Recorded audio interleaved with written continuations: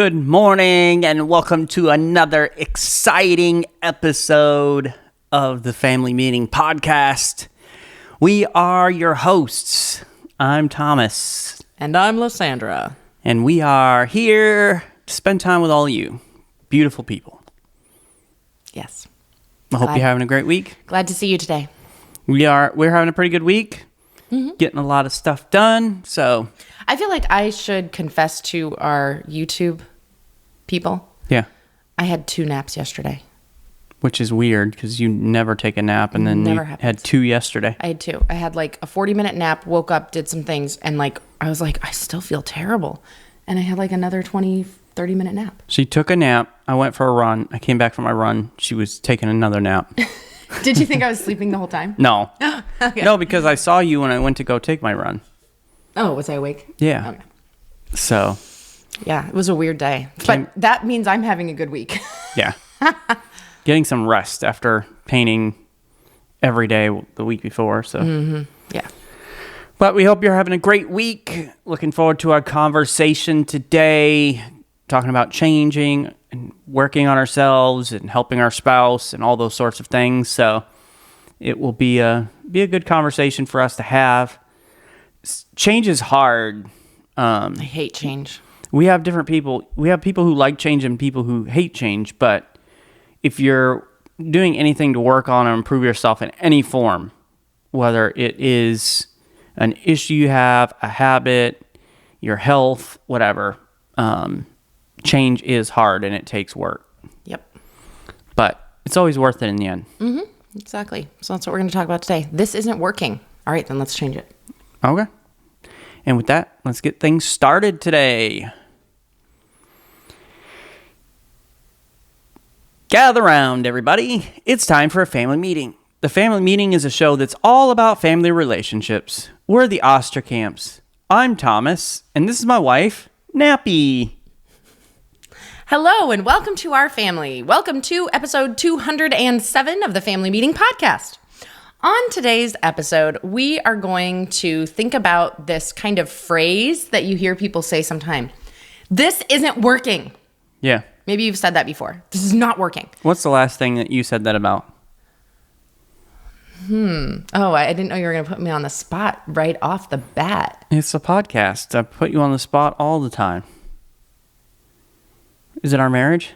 Yeah, it's got to be our marriage. It's got to be. This isn't working. I can't think of anything else I've ever said it about.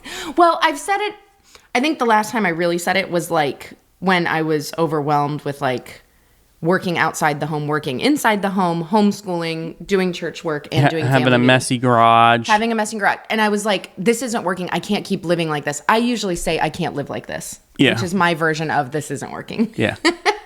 I can't live like this. I'm kind of dramatic, okay, You're people? over dramatic. Hey, now.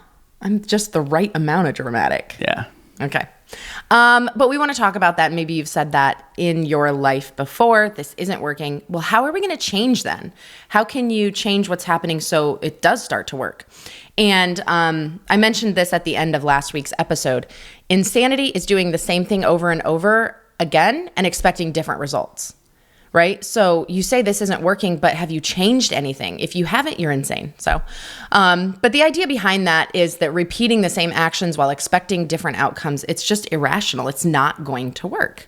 And it's a reminder that change often requires a different approach. And we are going to talk about how to change your approach and how to implement change, whether it's in yourself and the things, because sometimes I think it's like, this isn't working like the way I'm doing my life. Yeah. You know, whether it's how I schedule things, my organizational skills, my parenting, the way that I interact with my spouse, the way my job is, my schedule, whatever. It can be things it's not working for me, or it can be this isn't working and it is about your marriage. Yeah. And so what are some steps that you can take to implement some change so it does work? It's going to be a good conversation. Before we jump into that, though, I want to invite you to be a part of a webinar we have coming up on September 26th at 6:30 p.m. Eastern Standard Time. Lysandra and I are going to be sharing some things with you about guiding your kids through social media. Listen, social media is not going anywhere anytime soon. Truth. And it's important for us as parents to help guide our kids along in the process. So we have some things that we want to help you think through, some questions, some guidelines. Basically, give yourself a roadmap of how you're going to be able to help your kids walk through this and deal with social media for their own lives. The webinar itself is $19.99. But here's what we're doing for our listeners. If you put in the code, all one word, all caps, family meeting, then you get a discount of $19.99. What? And you may not be a math major out there. That brings it down to $0. It is free for all of our listeners. You just have to go to familymeeting.org, hit the shop tab. You'll see the link there for the webinar.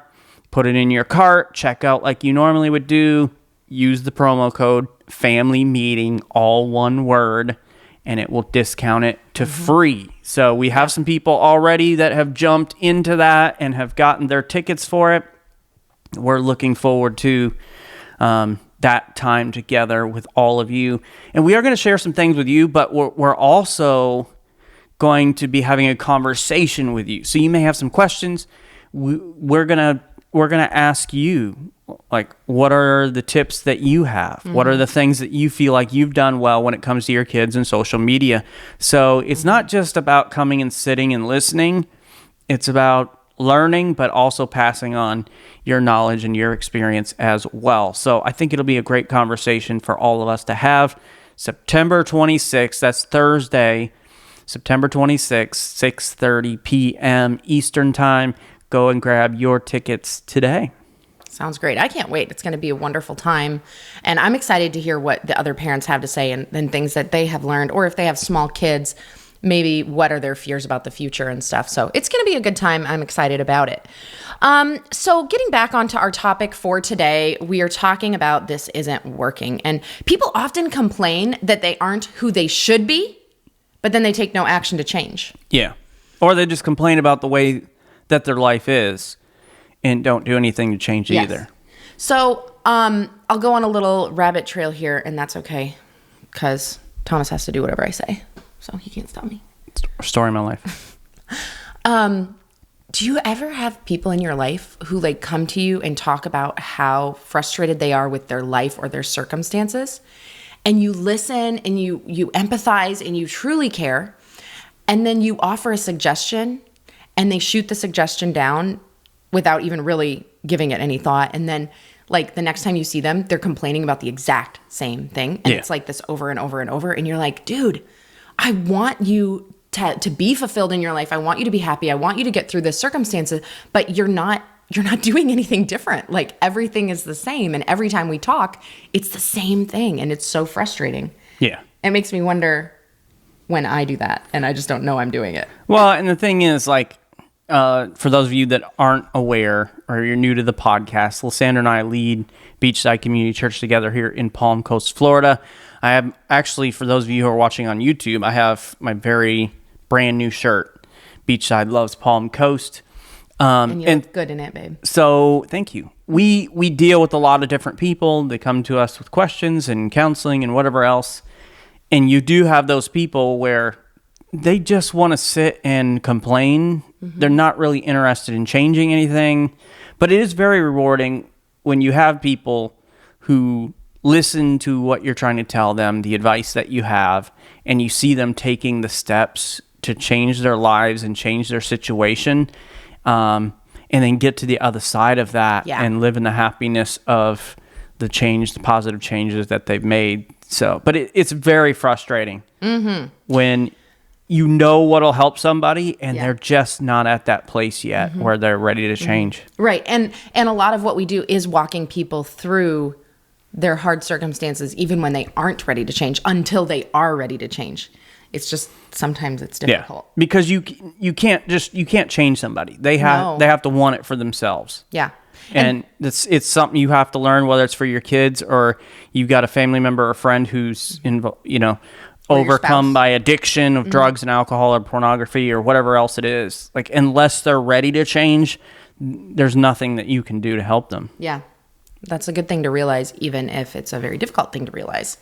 But this could be you personally. This could be you're saying, I'm the one who needs to take action, but I just keep complaining. I'm not actually doing anything.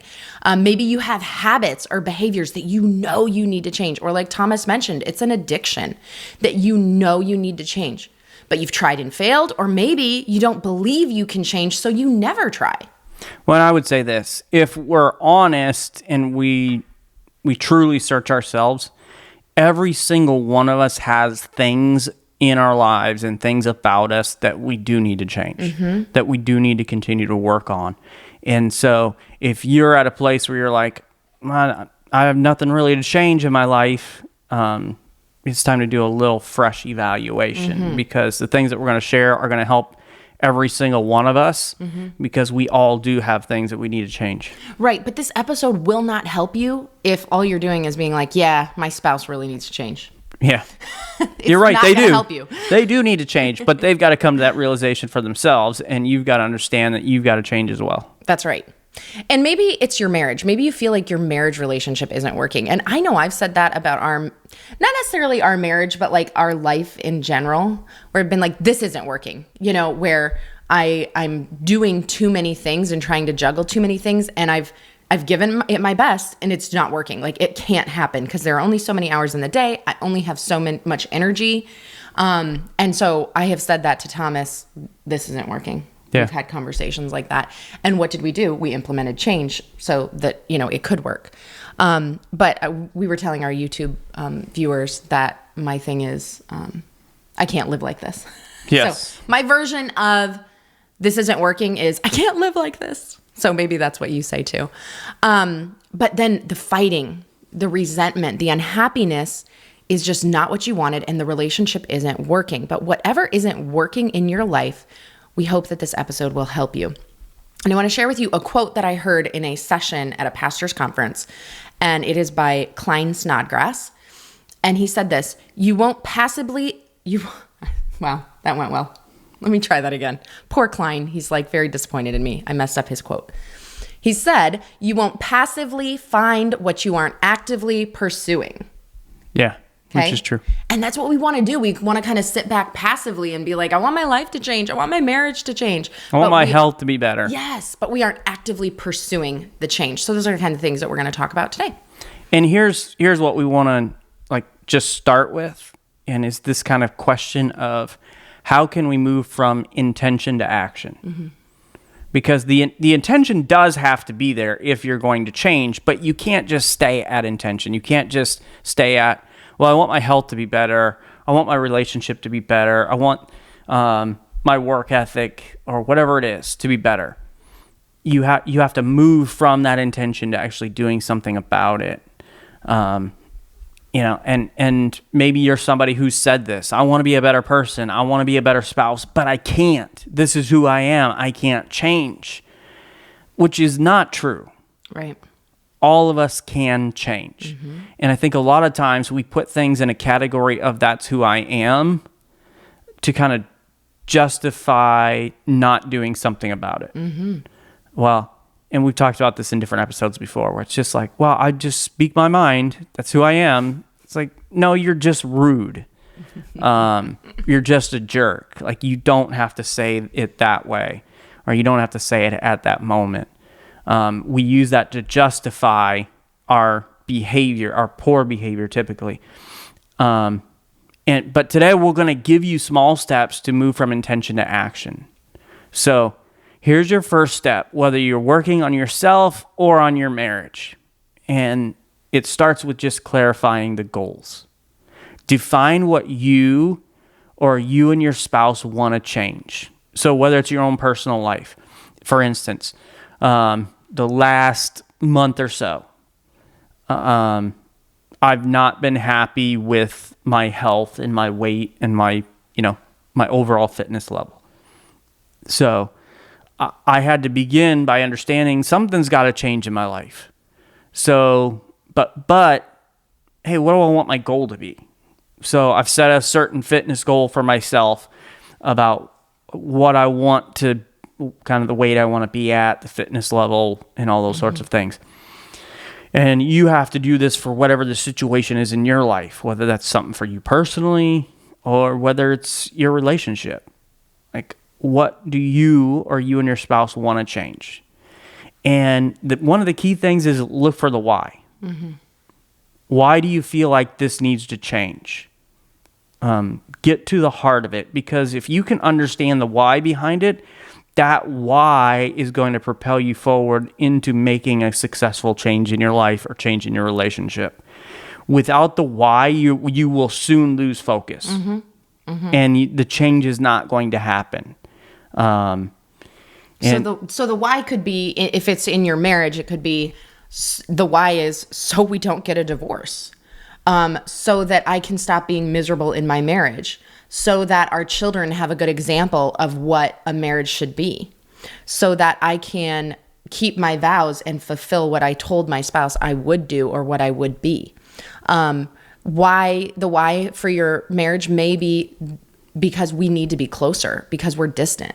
There could be so many whys behind why you would begin to make your goals for your marriage.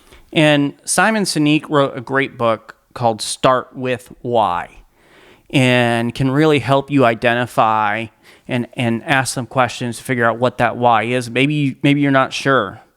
That can kind of help you, and it also helps you to understand why the why is so important. I've started to say that, and I'm like, why? Right? 2 whys in a row? Is that too many whys? We talk about the why on our podcast all the time. We really believe it's important in a lot of different areas, but here too, like, why am I making this goal for my marriage? Why am I making this goal for myself? So when you're clarifying the goals, you need to be specific.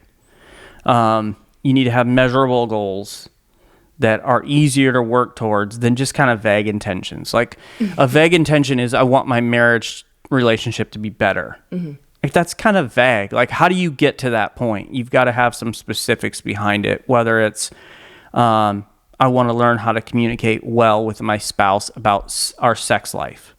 All right, that's a very specific, measurable thing that you can work towards.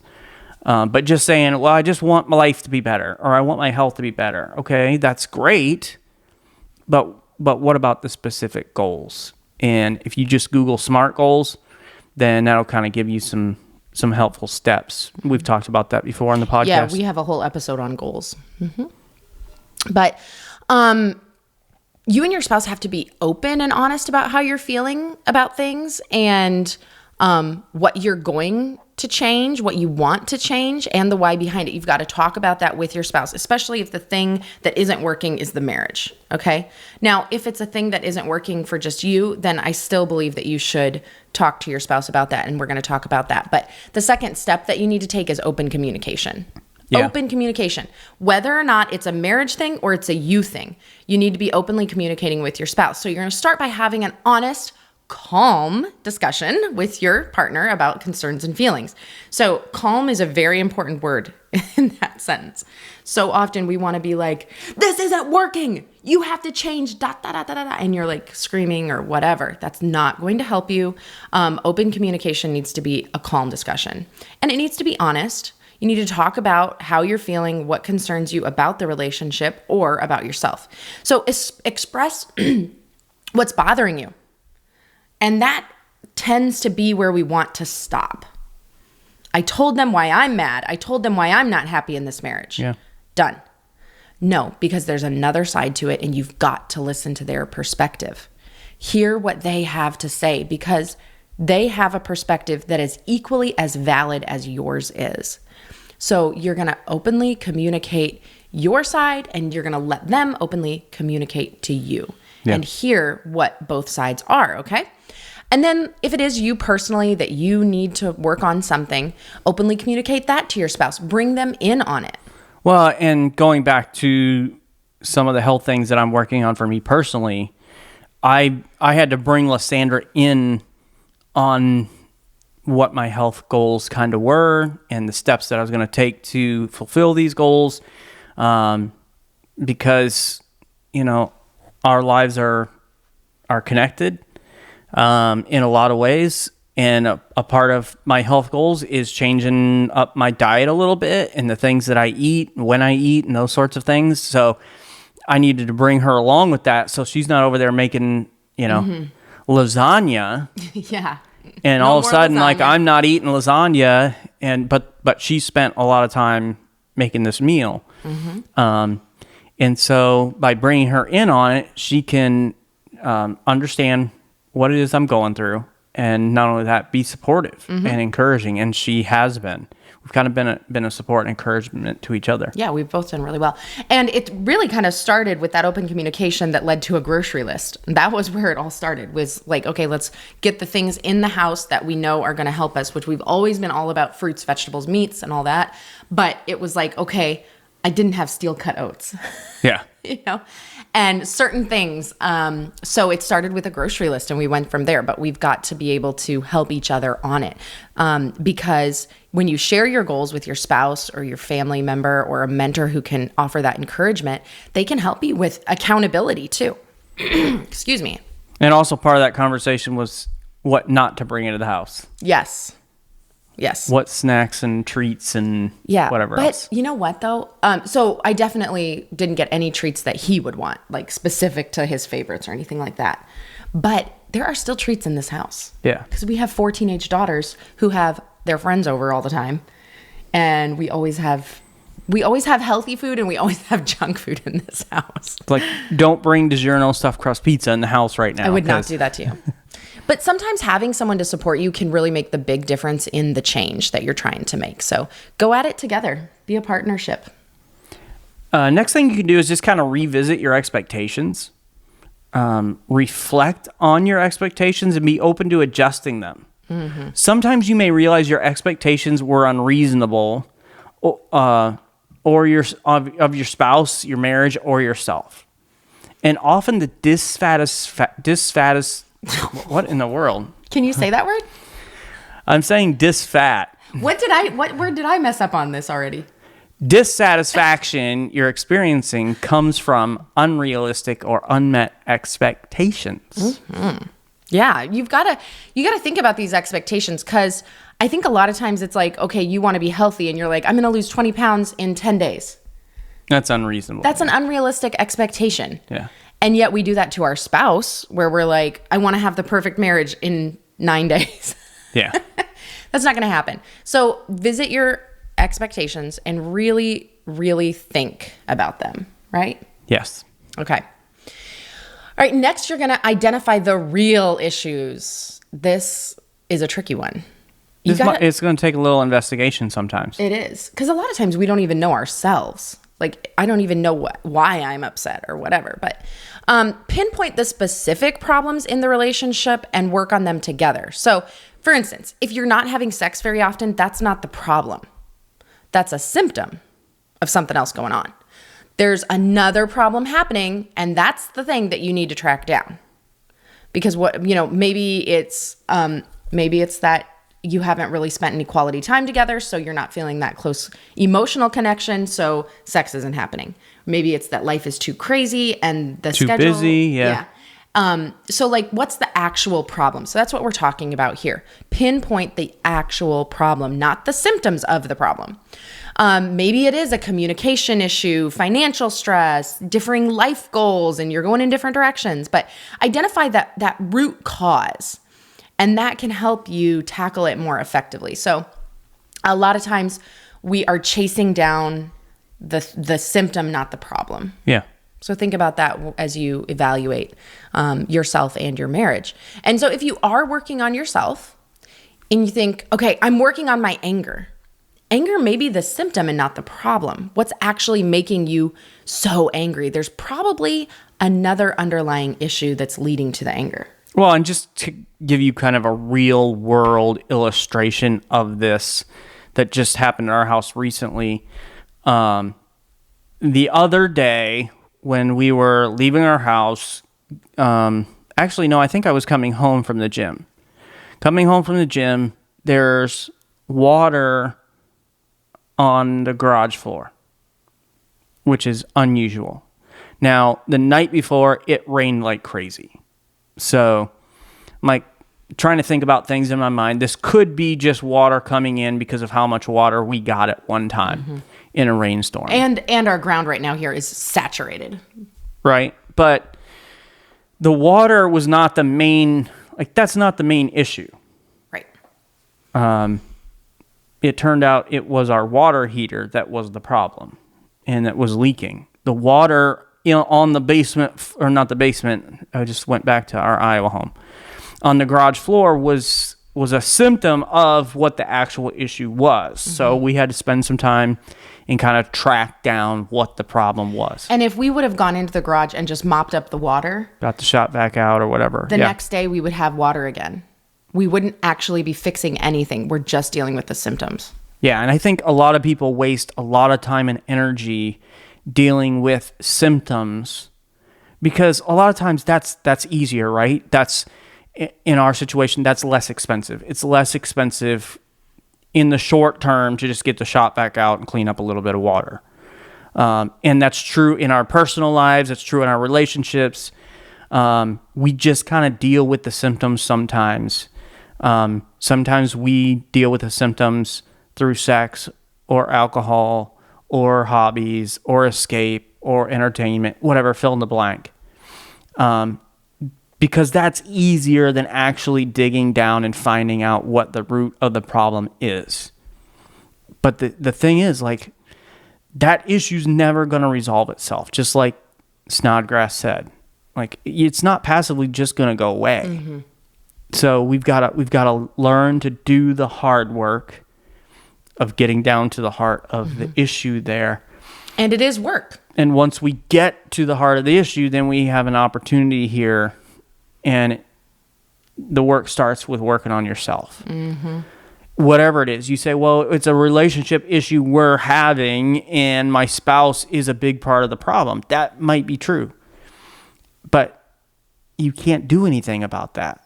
Like, you've got to work on you.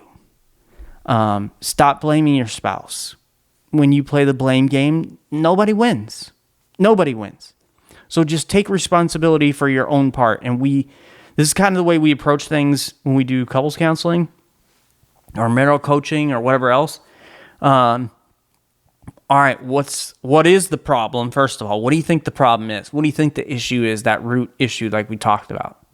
All right, so you've got a problem with your marriage. How much of the problem is you? And it doesn't matter if it's 50% or 1%. Very few people are like, I'm 0% of the problem. If they say that, it's like, oh, you're a big part of the problem then. Exactly. You're usually 99% of the problem if you think you're 0% of the problem. But whatever that is, and maybe it is 1%.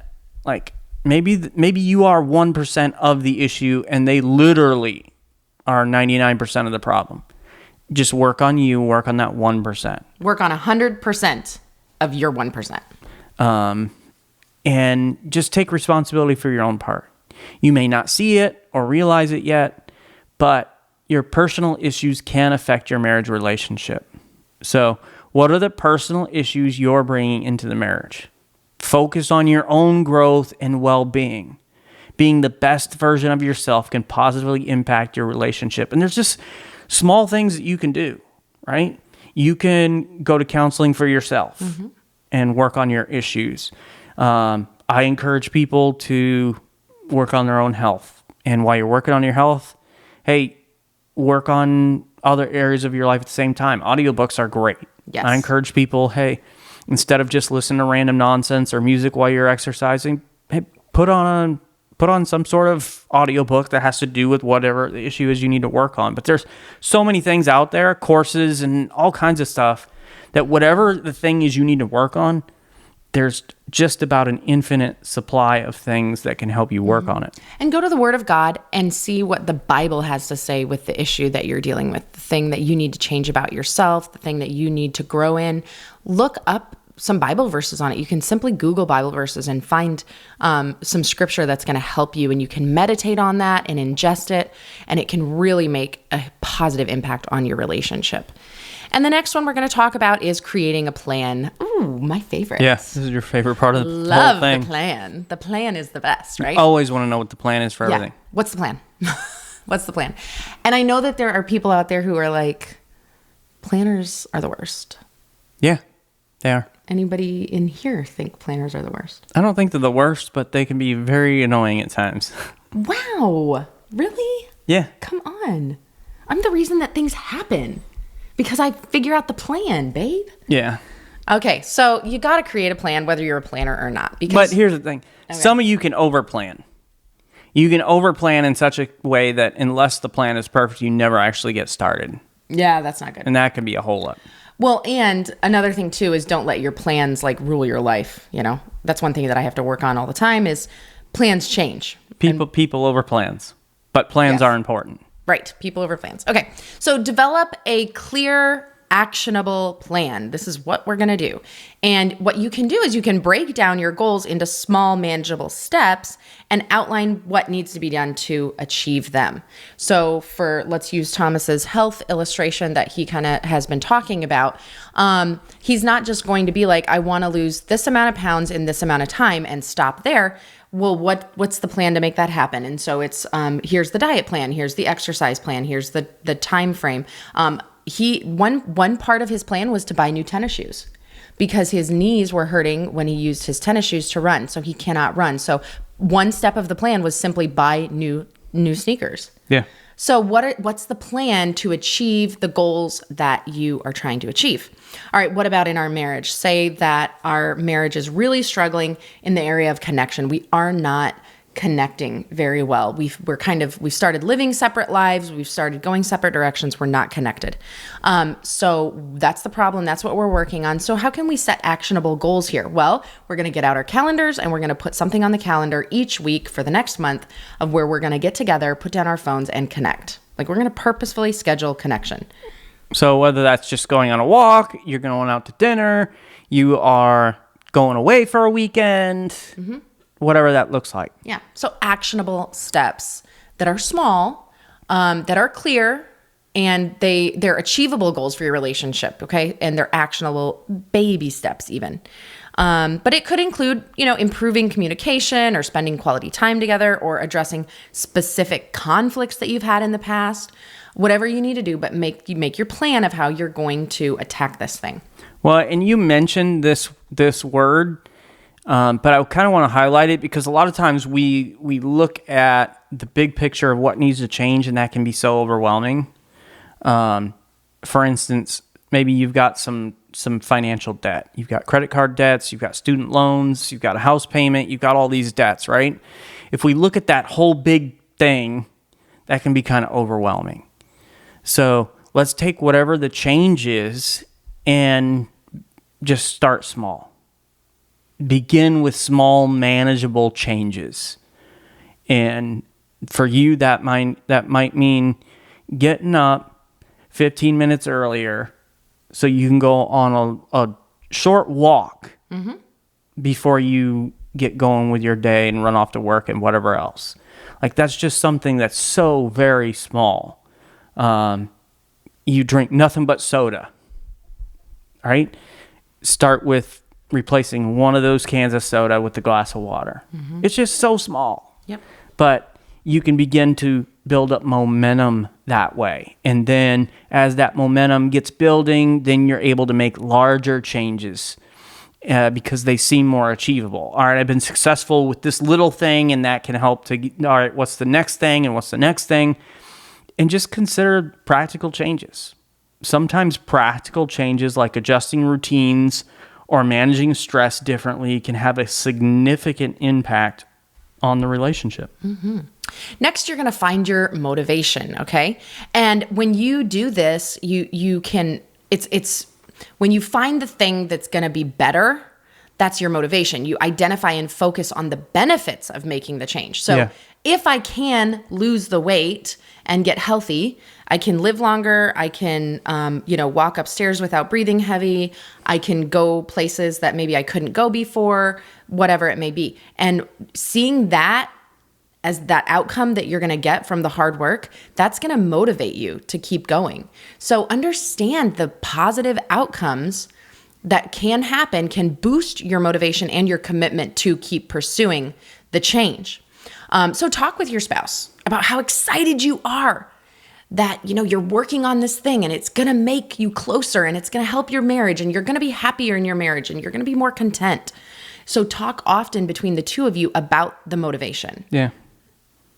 Next thing you want to do is identify obstacles. Anytime you're trying to change anything, there will be obstacles in your way. Yeah. Otherwise, you would have already made the changes. It would have been simple. Yeah. But it's not. So there's going to be obstacles. And you've got to learn to recognize potential challenges and obstacles that might hinder your progress. Plan how to address or overcome these obstacles. There will be times when you know it's harder to stick to the changes you're trying to implement. Like at Christmas, when money is tight and extended family comes in, stress is high, and it's hard to speak properly to your spouse all the time, right? Okay, so these obstacles are going to come up. What can we do to overcome those obstacles or to offset them? Or maybe it's during busy times at work. It's going to be more difficult to have quality family time spent together. So how are you going to handle that? You plan for these difficult obstacles that you know will come up.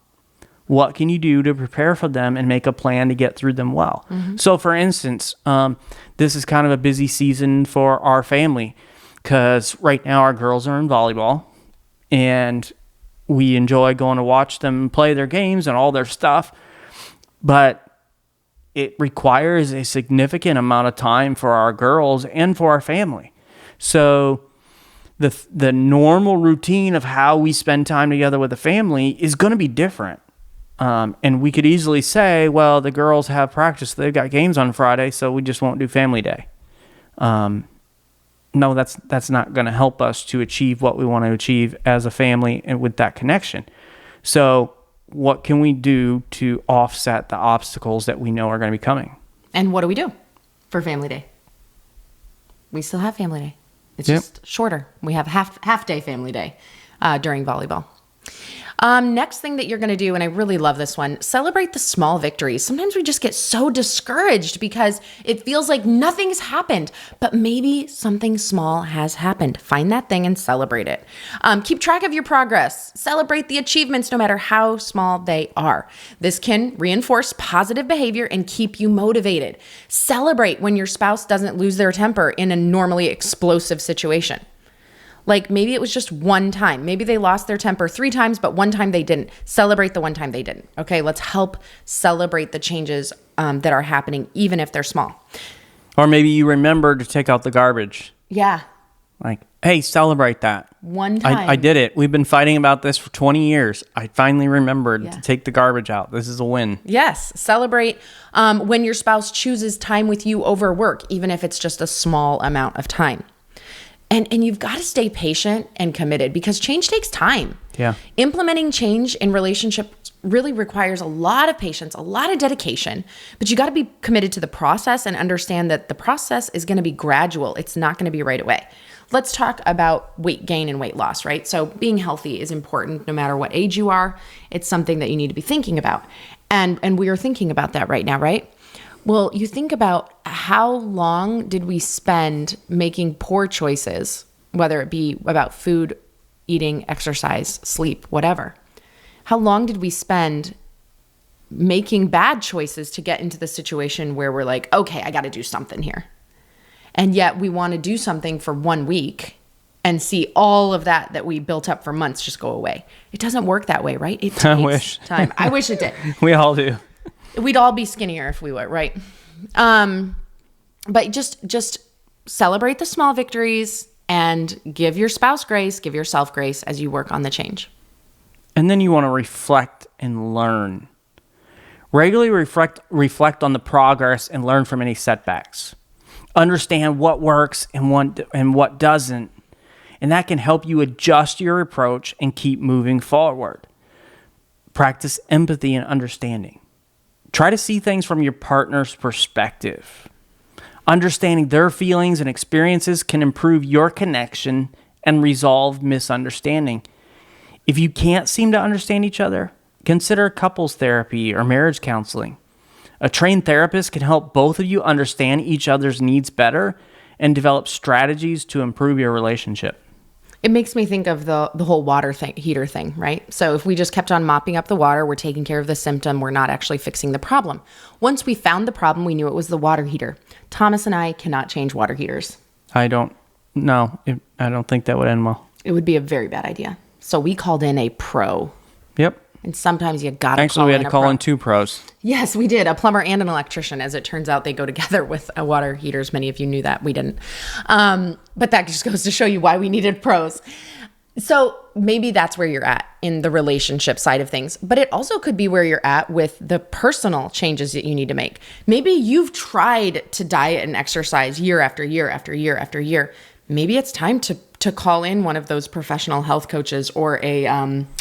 what's the person that helps you in the gym? Personal trainer. Thank you, personal trainer. I could not think of the word.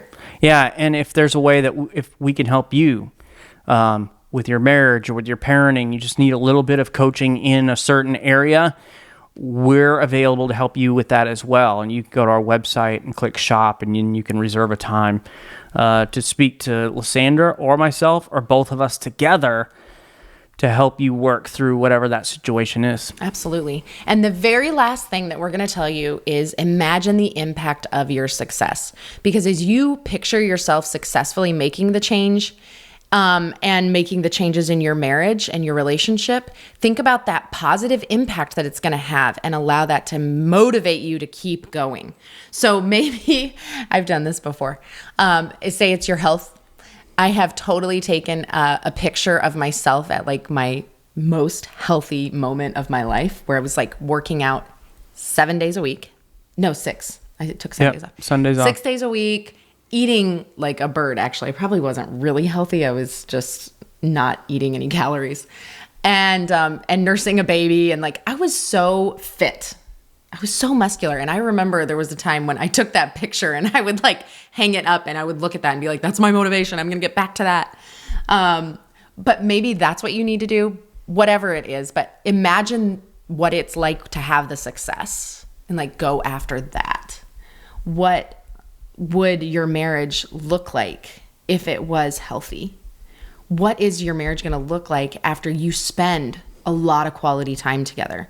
After when you make the connection be the important thing, when you stop losing your temper and screaming at your spouse, what will your marriage look like? See that end goal and go for it. Imagine how great it will be. And that'll help motivate you to keep going. Family meeting tonight. We want you to have a conversation with your spouse. Just get away together and have a little conversation. And first thing I want you to do is have each of you kind of discuss what are some personal things in your life that you just need to work on for yourself. Some changes you need to make about whatever it is. Maybe it's a habit you need to overcome.